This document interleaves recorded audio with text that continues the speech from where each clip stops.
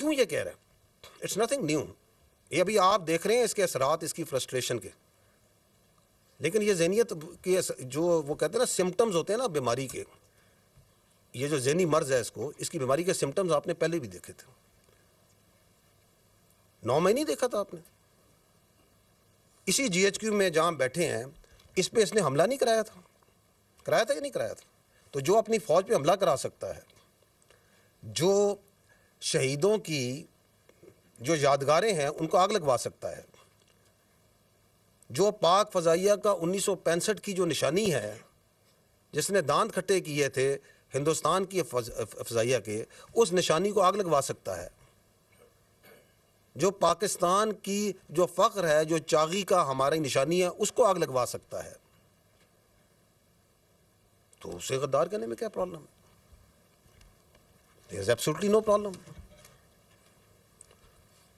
کیونکہ آپ اگر دیکھیں ایک اور سمٹم میں بتاتا ہوں آپ فالو کریں اس کے میڈیا میں جو اس کی ٹویٹس آتی ہیں, اس کو دیکھیں یہ کتنا امپریس ہے, جو ایک نون غدار ہے اس ملک کا شیخ مجیب الرحمان, اس کی افکار سے کتنا متاثر ہے, بار بار اس کو کوٹ کرتا ہے, اس کی مثالیں دیتا ہے. اس کو کیا پرابلم ہے کہ وہ یہ کہے کہ جو فوج کے ساتھ بیٹھ کے کوئی ورکشاپ میں بیٹھے گا وہ غدار ہے؟ He has absolutely no problem because that is what he believes. کیونکہ وہ یہ سمجھتا ہے کہ اس کو سارا علم ہے, اس کے علاوہ سب غلط ہے, اور جو وہ کہہ رہا ہے سب ٹھیک ہے. اور اگر آپ اس کے لیے کام کریں, اس کے ساتھ چلیں, تو آپ بھی ٹھیک ہیں.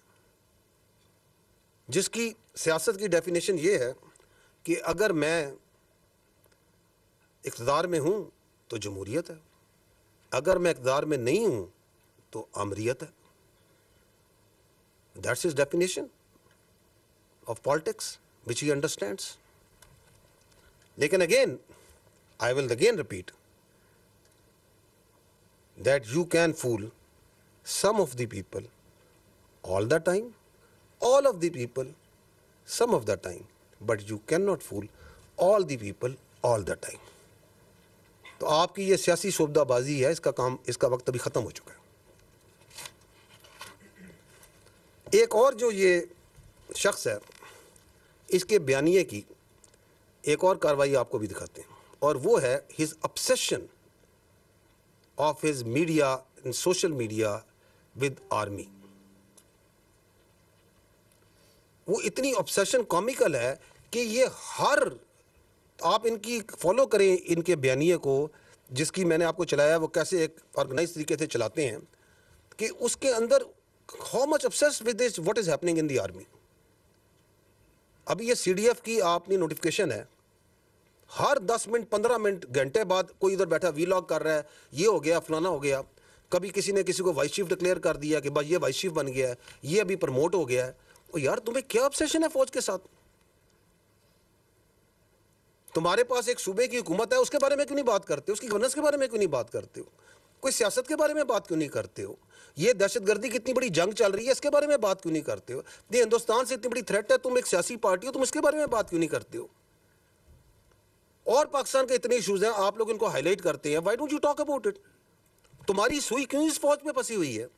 کیونکہ تمہارا پورا بیانیہ اس فوج کے اوپر ہے.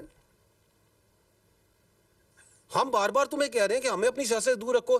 ادھر پاکستان کی فوج میں کوئی واقعہ ہو جائے, کچھ ہو جائے, یہ اس طرح پڑھتے ہیں جیسے جون سا نا پتہ نہیں کیا ہو گیا.